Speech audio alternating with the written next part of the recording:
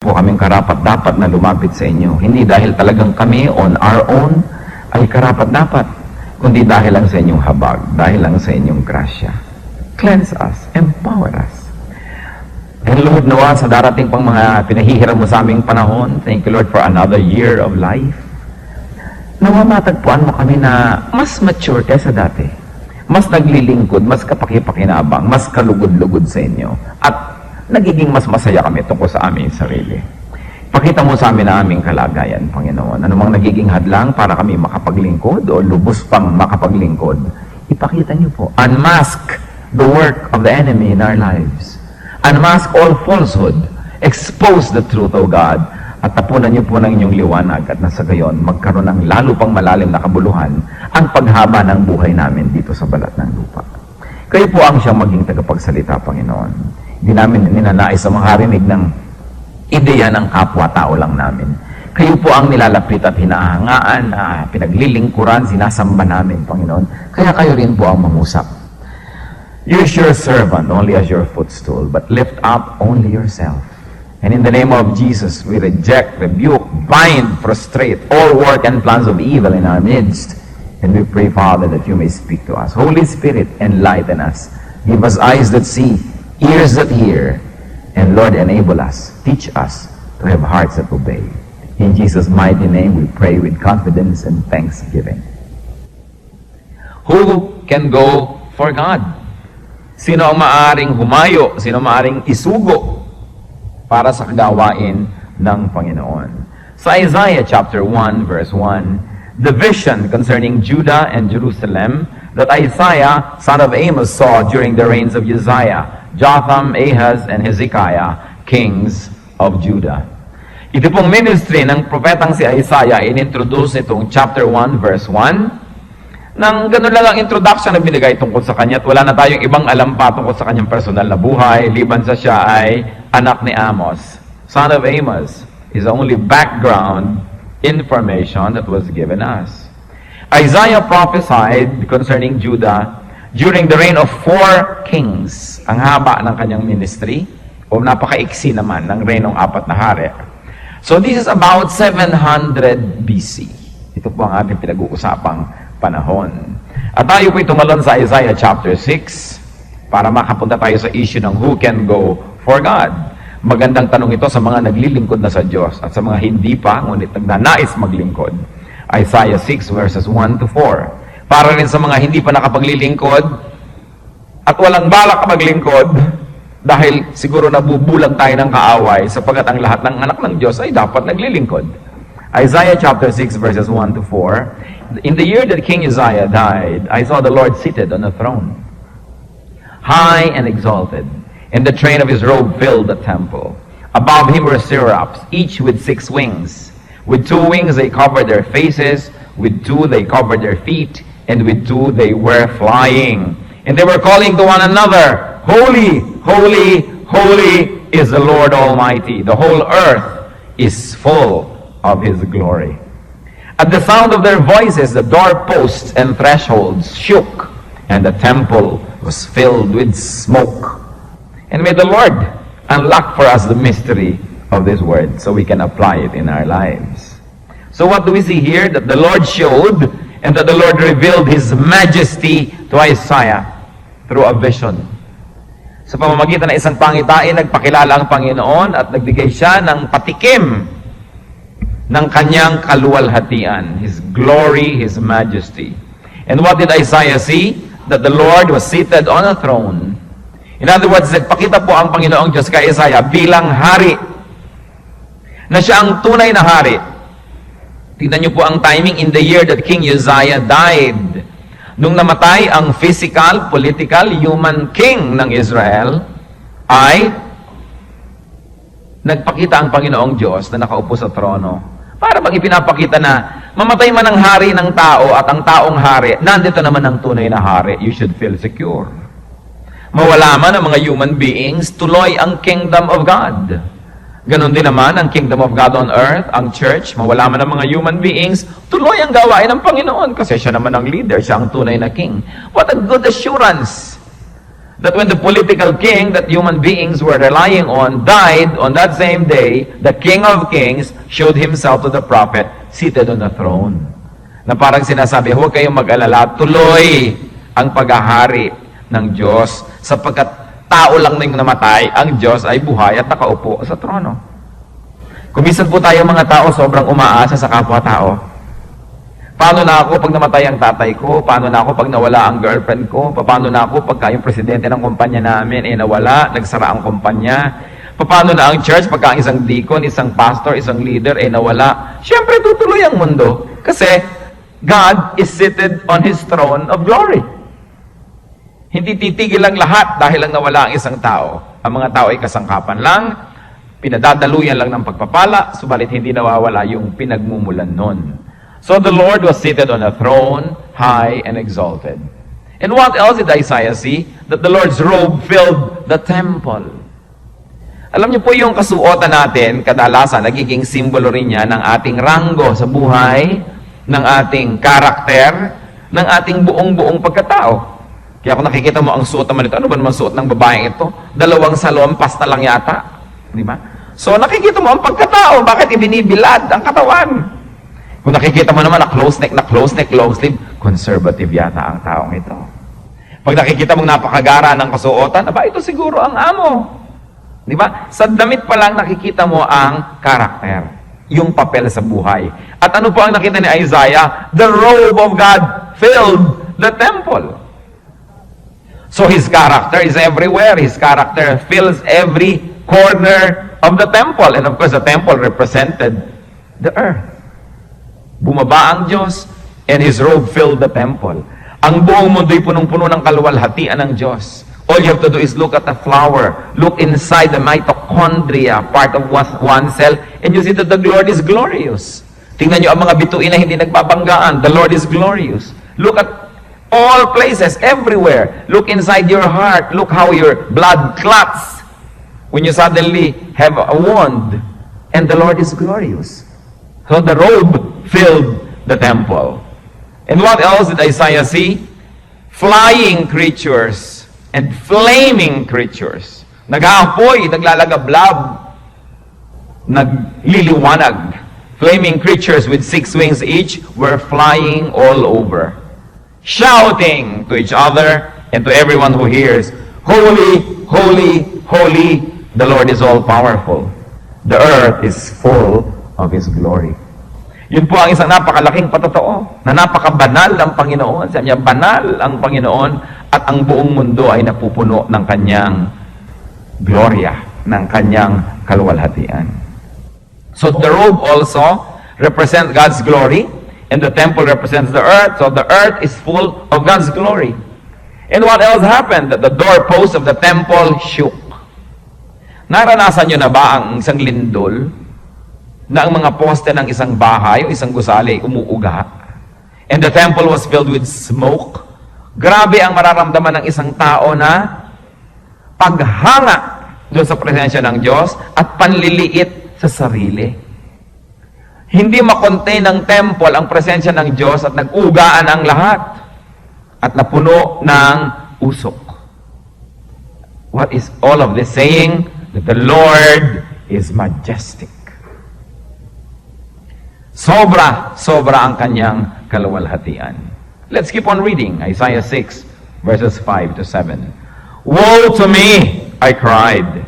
I am ruined, for I am a man of unclean lips, and I live among a people of unclean lips. And my eyes have seen the King, the Lord Almighty.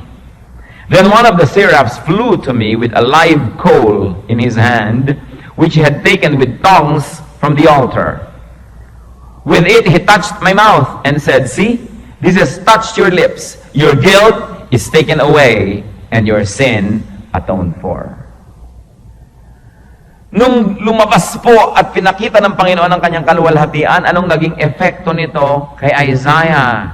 The Lord's glory exposed Isaiah's shame. Ang kaluwalhatian ng Diyos ay lalo lang nagpatingkad sa kawalang kwenta ni Isaiah. Ang kabanalan ng Diyos ay lalo lamang nagpakita ng pagiging makasalanan ni Isaiah. Ang kataasan ng Diyos ay lalo lang nagpakita ng kahinaan at kababaan ni Isaiah. Kaya ang sabi niyo po sa verse 5, I am doomed! Isaiah exclaimed. Sabi niya, naku! Patay ako! Sira na ako! Kawawa naman ako! Why? Sa kanya na rin bibig nagmula because Isaiah's lips were sinful. Nung makita ni Isaiah ang kaluwalhatian ng Diyos, ang naalala niya ang kanyang karumihan. Para kung minsan nakakakita ka ng taong bihis, naaalala mong sobrang naman yata akong hindi bihis. Pag nakakakita ka ng tao ang linis-linis, naalala mo ang dumi-dumi ko pala. Kaya kung minsan pag pupunta ka sa mga malalaking mga building, chandelier pa lang, naaalala mo na bagay ba ako dito? Kaya may mga bahay na pumapasok ka pa lang, sinasabi na nung mga muebles, nung ilaw, nung dingding, teka, papasok-pasok ka dito, bagay ka ba? Parang ganon. Kaya tuloy naiiba ang behavior natin pag pumapasok tayo sa mga mararangyang mga lugar. Kumisan, lalo't nag-iisip tayo, hindi tayo karapat-dapat. So ganon ang naramdaman ni Isaiah because his lips were sinful. Sabi niya, naku, madja-judge na ako nito, patay na ako nito, I am doomed because I am a man of unclean lips. At meron pa pong isang naalala siya that the lips of the people around Isaiah were sinful too. Sabi niya, makasalanan ako, marumi ako. Lahat ng kasalamuha ko, marumi rin. Kaya maglinis-linisan naman ako, siguradong nahahawahan ako ng kanilang dumi. Ito ang kalinisan ng Diyos, ang liwa-liwanag. Di po ba kaya nga madidilim yung mga lugar ng mga bahay-aliwan para magmukhang maganda yung mga hindi naman talaga kagandahan? Kasi sa dilim, natatakpan na yung mga peklat-peklat mo, kung ano-ano mo. Di ba? Kaya yung mga bahay, gusto mo dim lighting para hindi halata lahat yung bakbak na pintura, yung mga sira-sira dyan. Pag inilawan mo ng gusto, makikita lahat ng imperfection. Nagliwanag dahil sa presensya ng Diyos. Ang sabi ni Isaiah, woe is me. I am a man of unclean lips and I live among a people who have unclean lips as well. So, Isaiah saw God. Yun ang maganda doon. Sabi niya, woe is me, I have seen God. You know why? Bakit niya nasabing, patay ako? Because people were not allowed to see God. Noong mga panahon na ito po, seeing God equals being judged. Because when you see God, you die. Kaya pag may mga presensya, mga even angelic beings, what do people do? They bow down to the ground para hindi sila makakita ng anuman. Tinatakpan nila ang kanilang muka, pumipikit sila, sapagkat di mo dapat makita ang kaluwalhatian ng Diyos. Subalit ang Diyos nagpakita ng kanyang kaluwalhatian, nagniningning, naglalagablab, umuuga ang mga poste na pupuno ng usok. At sabi ni Isaiah, patay ako nito. Kaya sa Genesis 32 verse 30, so Jacob called the place Peniel, saying, it is because I saw God face to face, and yet my life was spared. Isa pa tong si Jacob na nakita niya ang mukha ng Diyos. Siyempre, only a representation of the face of God. Nagkatawang tao kasi yung Diyos. Pero kahit pa nga nagkatawang tao lang, yung mukha nung kinatawan na yon, hindi mo pa rin dapat makita. Pero sabi ni Jacob, nakita ko ang mukha ng Diyos at hindi ako namatay. Grasya yon. Kasi nakamamatay pag nakita mong Diyos. Parang sobra siyang tama pagka kayo'y nagtasalubong. Sobra ka ng mali. Kaya dapat ang tunay po nating attitude when we worship God is that of humility. Hindi yung haharap ka sa Diyos para manalangin, tapos sinusumbatan mo, Diyos, Lord, type ako ng type, offering ako ng offering, ba't di pa kayo mayaman?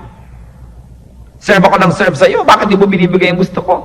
Basta kayo kukuha ng lakas ng loob na manumbat sa Diyos, samantalang makita mo lang yung Diyos, mamamatay ka dapat. Dahil sobra siyang tama at sobra tayong mali. What was the right thing that Isaiah did when he faced the glory of God? Isaiah acknowledged his sinfulness. Isaiah acknowledged his unworthiness to see God. Sadya, hindi ako karapat-dapat. Marumi ang aking dila, masama ang aking pananalita. Naliligid ako ng taong ganun din kasasama ang mga pananalita. Tapos makikita ko ang Diyos. Ano po ba ang dapat na mangyari pag nakikita natin glory ng Diyos? God's glory shows us our shame.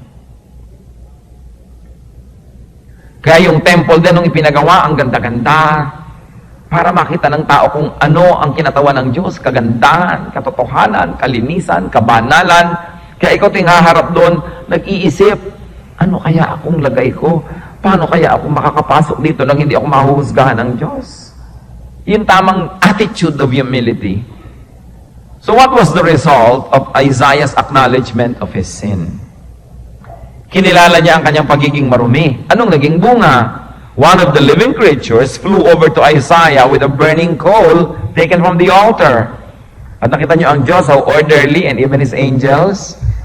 Meron pang sipit apoy, meron pang pang-ipit, may malaking tiyane na ginamit ang anghel para kuhanin yung isang baga na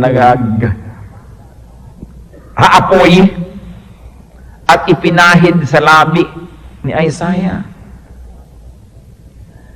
The angel touched Isaiah's lips with this burning coal at sinabi, "O ayan, dahil kinilala mo ang iyong kasalanan, kinilala mong di ka dapat dito, hindi ka dapat humarap sa Diyos, heto, hinipo na at nadampian na ng babagang bagay na ito galing sa altar ng Diyos, ang iyong labi." Ibig sabihin, ang mga kasalanang ipinapahayag mo sa Diyos ay pinatawad na, hindi ka na guilty. What can we learn from Isaiah here? That acknowledgement of sin and one's sinfulness brings about cleansing. Kahit po sa ating mga kapwa-tao, pag sinisisi ka ng asawa mo, ikaw, ganyan. Pag sinabi mong, oo nga, mali nga talaga ako, patawarin mo na ako. Di ba tapos na ang argumento? Kaya humahaba mo, ikaw, babalikan mo pa ngayon yung nag-a-accuse sa'yo. So hindi kayo tumigil ng akusasyon sa isa't isa. O kaya sinabi, hindi, mali ka, hindi ako ganyan. Humahaba. Pero oras na alam mong mali ka, tinanggap mong mali ka, tapos na ang argumento. Forgiveness is not far behind. So the presence of God is meant to make us realize and acknowledge our sins. Sa niya si Isaiah yon humarap sa Diyos. Tayo man po humaharap sa Diyos araw-araw. Sa pagsamba, humaharap tayo sa Diyos. Sa pananalangin, humaharap tayo sa Diyos. Sa pag-awit sa Kanya, humaharap tayo sa Diyos. At anong unang-unang dapat nagiging epekto nito? That we feel so sorry for our sinfulness. Dahil imposible naman na last Sunday nag-worship kayo, babalik kayo dito sa susunod na Sunday, wala kayo nagawa ni anumang kasalanan, na kaya bang-yabang yung papasok sa templo ng Diyos, I deserve to be here. O ba tayo pa mag-umpisa, nandito na ako? Mga ganong klase mga attitude. We face God with humility because the glory of God exposes our shame. So we have to acknowledge our sin. Yan po ang unang-una. Tandaan nyo rin po ito mga kapatid, kahit sa relasyon nyo sa inyong asawa, anak, kapatid, magulang, mag-anak, kaibigan, kamanggagawa, kakilala, kapwa-tao, pag kinikilala natin ating kasalanan, malapit na, kasunod na yung pag-aayos-ayos ng mga relasyon. Hindi pwedeng iwas ka ng iwas sa tama ka, mali ako. Alam nga namang inaaway kayo ng isang tao at sinabi niya ng tama ka, mali ako. Awayin ka pa rin ang awayin. At hindi naman natin sasabihin yung mali ako para lang siya matigil. Kundi talaga namang may mali tayo. Imposible namang may dalawang taong mag-away na isa lang yung mali, isa perfectly right. Parehong may mali yan. Kung nauna naman yung isang nagkamali, yung pangalawa naman, sa pagtrato niya doon sa nagkamali, mali na rin siya. So pare-pareho na lang nagkamali. Hindi na pinag-uusapan ko sinong nauna. Cleansing comes from God alone. Nung humarap si Isaiah sa presensya ng Diyos, kinilala ang kanyang kasalanan, dali-dali na inutusan ng Diyos ang anghel. Sige. Padaanin mo yung baga sa kanyang labi. Hindi naman siguro sununog yung labi niya. No? Dahil nakapagsalita pa siya. Hindi siya sinaktan. Kasi po yung pagdaan sa apoy is a symbol of purification. Parang yung ginto, pag pinadaan nyo sa apoy, napupurify. Parang pagkain din. Sabi mo, ano yan? Dumaan na yan sa apoy. Parang ibig sabihin, pwede na yan kainin. So dumaan sa apoy yung kanyang labi, na purify. Nasunog yung mga imperfections. It is important to acknowledge our sins. Mga kapatid, sa tinagal-tagal yung nag-aaral ng Biblia, nakikinig ng mga mensaheng tulad nito, kakanta-kanta ng mga praises, baka naman may kasalanan pa kayo na hanggang ngayon hindi nyo kinikilala. Na tayo nagmamaang-maangan, gina-justify natin ang ating sarili. Hindi, ikaw man ang malagay sa lugar ko, ganyan talagang gagawin mo. Wala po mangyayari sa buhay nyo, sayang lang pag-worship. Hanggat di natin kinikilalang talaga nga, I am a man of unclean lips, I am a man of unclean hearts, I am a woman of an unclean mind. Hanggang hindi natin sinasabi yun sa Panginoon, ipinagtatapat sa Kanya, hindi tayo malilinis. Tatanda na lang tayo at kakamatayan na lang natin yung kaka-praise the Lord na yan na walang mangyayari sa buhay natin. So ang tanong, heto na naman, meron na naman bagong taon sa ating buhay. Baka naman mga lumang kasalanan na naman yung dala natin, wala na naman tayong intention man lang na kilalanin na kasalanan yon. When you see a spade, call it a spade. When you see sin, call it sin. Huwag nang bigyan ng kung ano-anong mga excuses. Ang sinisisi, kasi alam mo, mababa ang blood sugar ko kasi ang pituitary glands ko. Kasi meron ako ngayon. Kasi ganyan. Kasi nagme-menopause ako. Kasi, kung sino-sinong sinisisi, meron tayong espiritu na nananagot sa Diyos. Hindi naman kahit kailan dadali niya sa hukuman niya yung abdo natin at yung abdo ang sisisihin. Yung ating sariling desisyon, yung sarili nating pagkatao, yung ating will, which God gave us, kaya nga tayo tinawag in God's image. So, huwag sinisisihin ng blood body chemistry. Huwag nang sisihin ng mga lola na malupit sa inyo nung araw, kaya kayo naging ganyan. Huwag nang sisihin yung mga deprivations ng childhood. Because if anyone is in Christ, he is a new creation. 2 Corinthians 5:17. Huwag kayong masyadong sumamba kay Freud na walang sinisisi kundi ibang bagay. Yung tao, hindi. Meron tayong pananagutan sa Diyos at sa isa't isa. Kaya gusto ko po tayong i-challenge lahat Baka naman dala-dala nyo na naman yung mga dati yung pagbibigay ng excuse sa ating mga kasalanan. Kaya naman hindi ko kinakausap ang nanay ko, ganyan naman kasi yung nanay ko kung nanay mo makasalanan, does it give you an excuse na maging makasalanan na rin? Kaya naman hindi ko tinatrato ng mabuting asawa ko, hindi naman niya ako tinatrato ng mabuti. Bakit? Ang kabutihan ba natin depende kung paano tayo tinatrato o depende kung sino yung nakatira sa ating puso na ang Panginoong Yesus? Kaya naman ako ganito kasi ganyan sila Ibig niyo pong sabihin, ang moralidad natin dependent on the behavior of other people. Enough of excuses. Huwag sayangin ang pagsamba-samba. Huwag sayangin ang panahon. Kailangan kilalanin ang kasalanan. Kilalanin ang mga pagkakamali. At di pa huli ang lahat para hindi lang kilalanin yun sa loob ng puso natin, kundi humingi ng tawad sa mga pinagkamalian natin. Kung tayo yung magulang, nagkamali tayo sa pagpapalaki ng ating mga anak, hindi pa natin kasi alam nun. Tapos alam nyo na ngayon, mano ba naman ang sabi mong anak, sorry, nagkamali ako sa pagpapalaki sa'yo because I did not know any better noon. At saka talaga namang marumi rin ang puso ko noon, wala pa ako sa Panginoon. Pero ngayon, mga bago na tayong nilalang, ayusin natin lahat ito. I think that the greatness of elders could also be measured by their humility to say they're sorry. Hindi yung dala-dala natin sa puso, dala-dala ng kapwa natin sa puso, yung mga samaan ng loob, tapos nagpapanggap tayo lahat na wala. Kasi nandun yun. Nakakalungkot po yung mga tao na tumanda na lang at lahat, hindi pa nire-recognize ang pagkakamali nila. At hindi man lamang humingi ng tawad sa mga pinagkamalian. Sometimes yung mga elders ay naging very abusive sa mga bata, hindi pa huli ang lahat para itama yun. Mga mag-asawa na nagsakitan, nagsalitaan ng mga kung ano-anong masasakit na salita laban sa isa't isa, kailangan tapusin yun. Tigilan natin ang paninisi sa iba. Tayo ay may pananagutan because God created us in His own image. Meron tayong will. Ano pong sabi ng Psalm 32, verse 5? Then I acknowledged my sin to you and did not cover up my iniquity. I said, I will confess my transgressions to the Lord, and you forgave the guilt of my sin.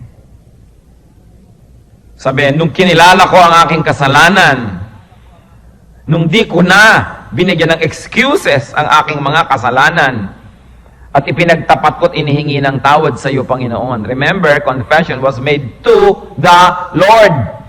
Hindi to another person, to the Lord. At kung magko-confess tayo to another person, dapat yung taong pinagkasalaan natin, doon tayo magtatapat, hindi kung kani-kanino. At sino ang nagpatawad ng kasalanan? The Lord. And you forgave the guilt of my sin. Sa Diyos ang hingi ng tawad, hindi kung kani-kanino. So anong ginawa? Inacknowledge ang kasalanan tulad ni Isaiah. Hindi pinagtakpan ng sarili. Nagtapat at humingi ng tawad at pinatawad naman. So balik tayo kay Isaiah. Nakita niya ang kaluwalhatian ng Diyos. Nakita niya ang kanyang karumihan.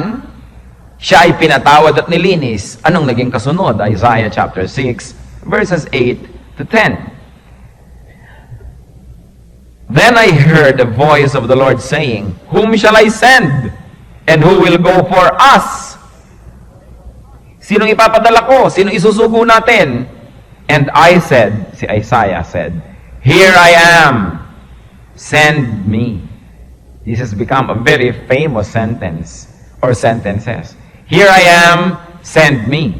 He said, Go and tell these people, be ever hearing but never understanding, be ever seeing but never perceiving, make the heart of these people calloused, make their ears dull, and close their eyes. Otherwise they might see with their eyes, hear with their ears, understand with their hearts, and turn and be healed.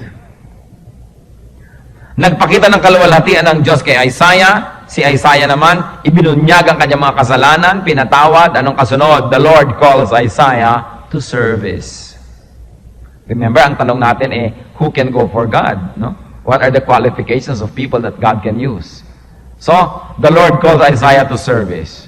What can we learn here? That the Lord calls for someone to be sent. That the Lord calls for someone to go. At hanggang ngayon, the same calling is there. Even the Lord Jesus Christ would repeat this. Nearly 700 years later, sabi niya, the field is ripe, but there are only very few harvesters. At kung susuriin po natin, yung style ng Panginoon, sabi niya, who will go for us? Who can we send? The style was in question form. What do we learn from God here? That when He calls people to ministry, no pressure. He is looking for volunteers.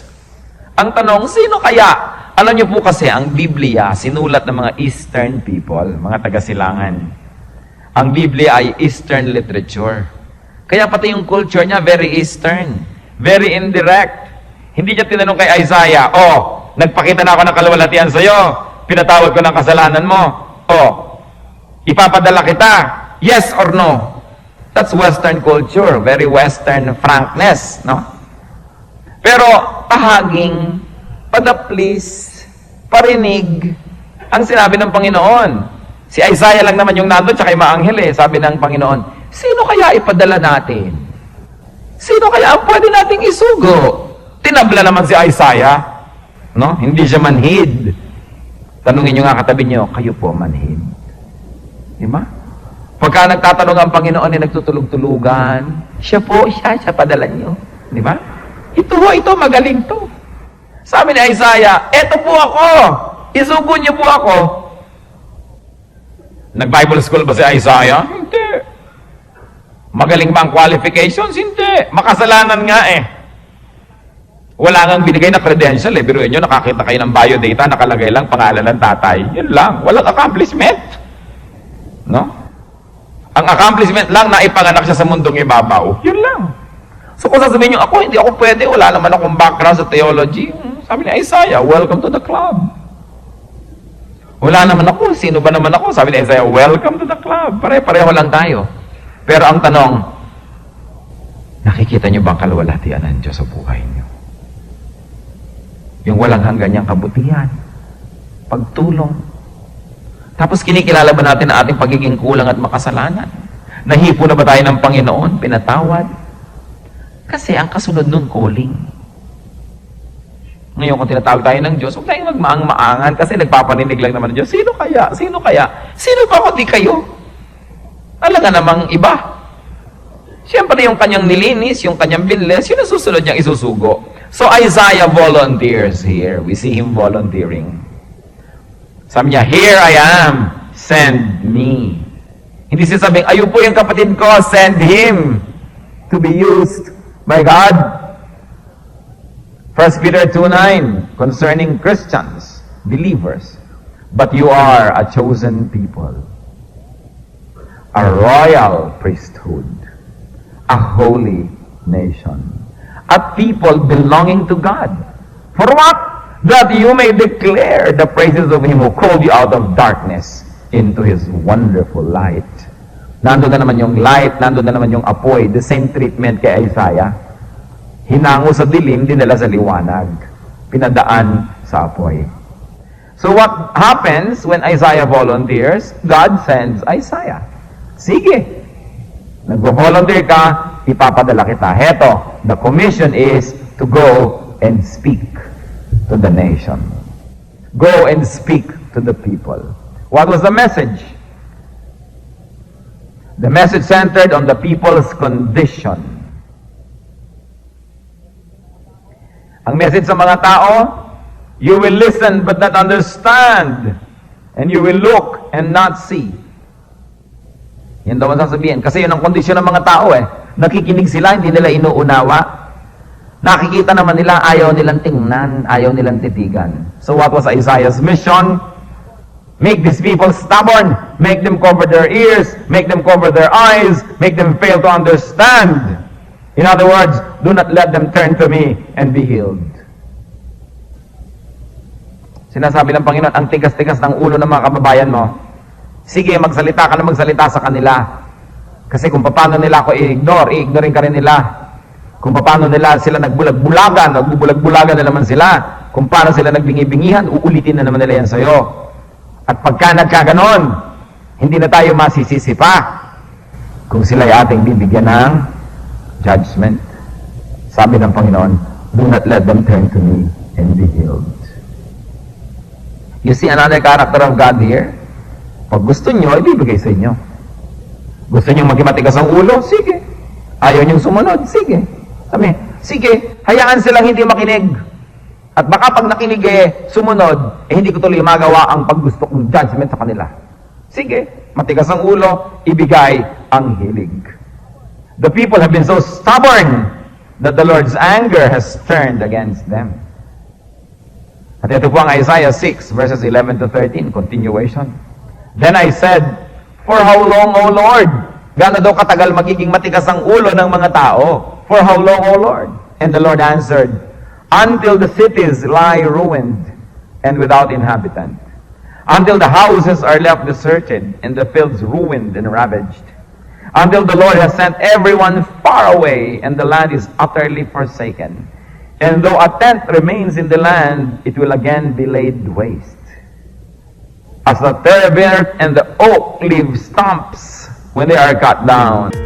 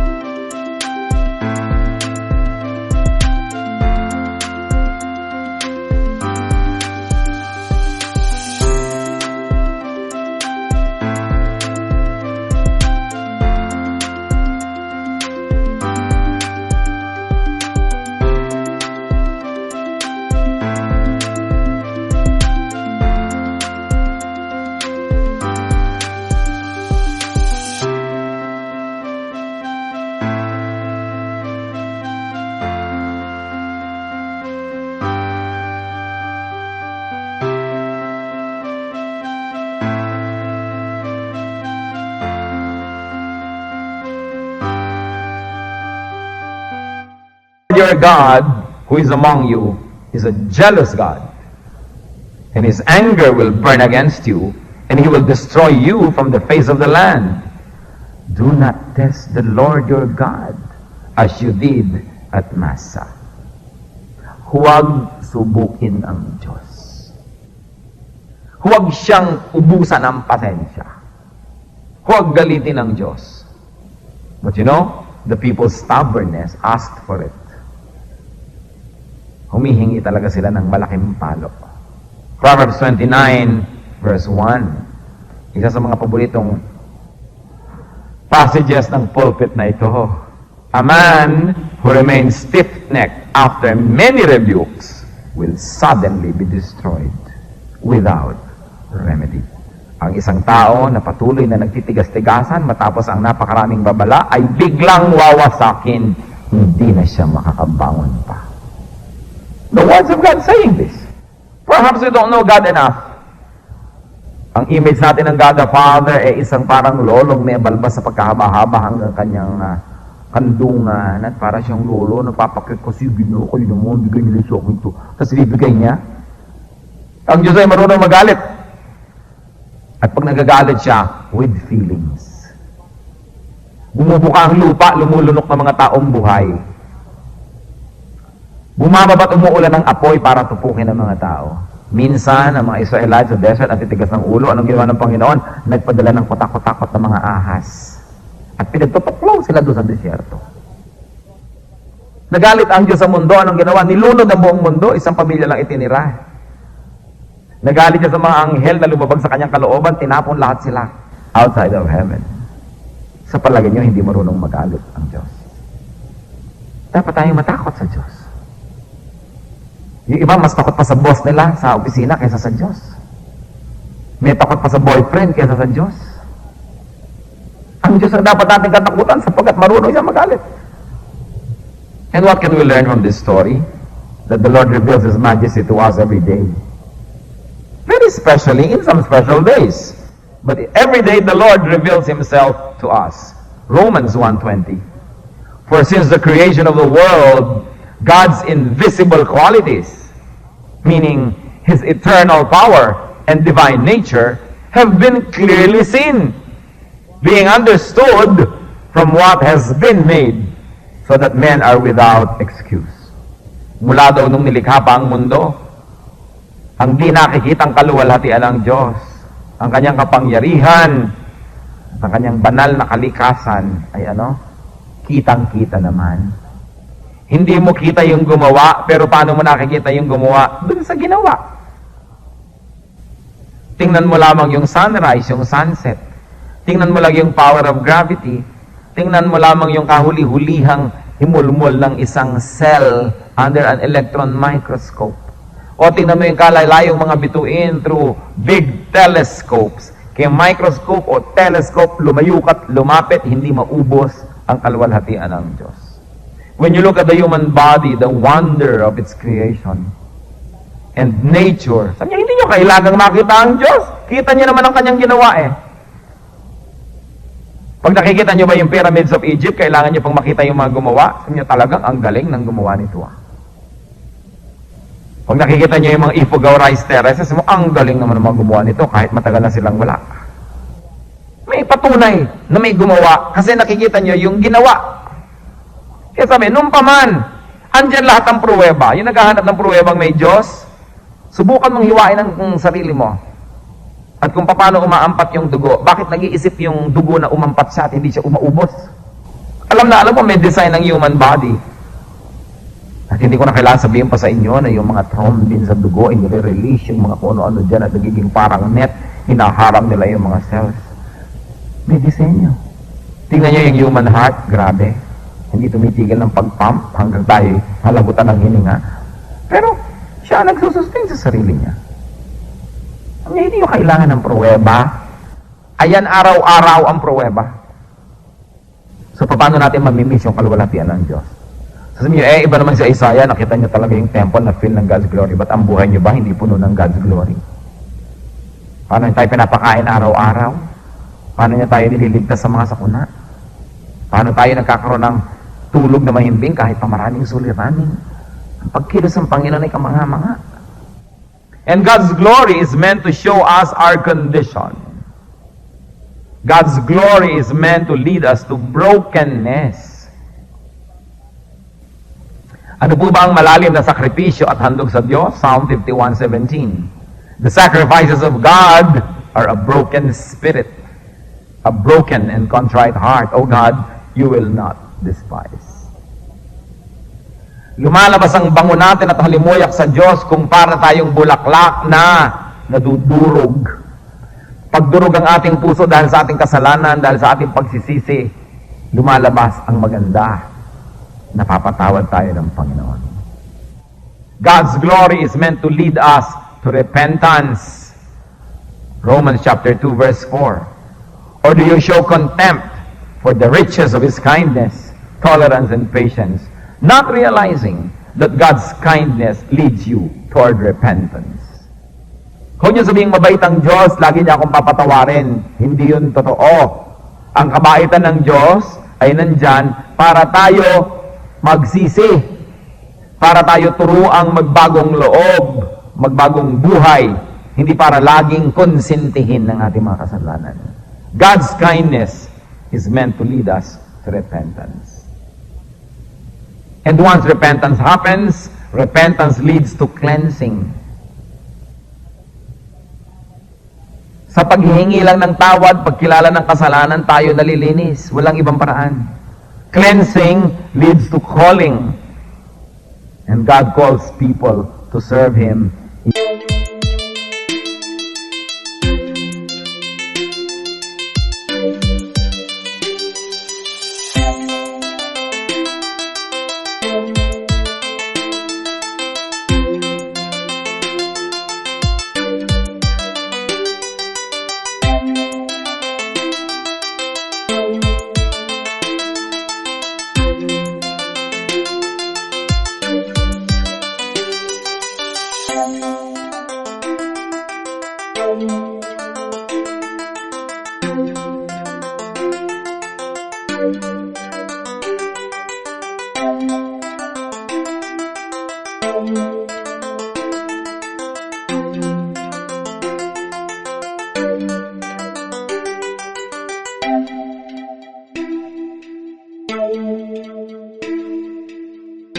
Wisdom and opportunities for service.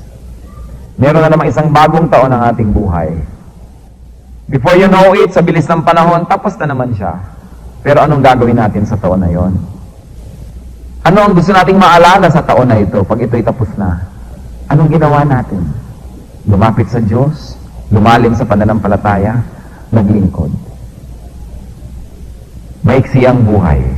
Nilang ginawa para sa Panginoon ang magkakaroon ng pangmatagalan na halaga. Heavenly Father, we thank you for reminding us about our state. Salamat po sa pagpapaalala niyo kung ano kami, sino kami. Thank you, Lord, for the life of Isaiah. Buti na lang at wala siyang masyadong credential, Lord. Nawawalan tuloy kami ng excuse. Kasi maaaring sabihin namin, di namin kaya, di namin alam, wala kaming edukasyon. But we know, Lord, that you can enable anybody who says, "Here I am, send me." Pagbabayan niyo po kaming lahat, Panginoon. Kung meron kami mga kakilalang magkakagalit, Lord, here we are, send us para mamagitan at magkaroon ng kapayapaan. Kung may mga nangangailangan, nagugutom na mahihina at kami mas malakas, here we are, send us to help. Kung may mga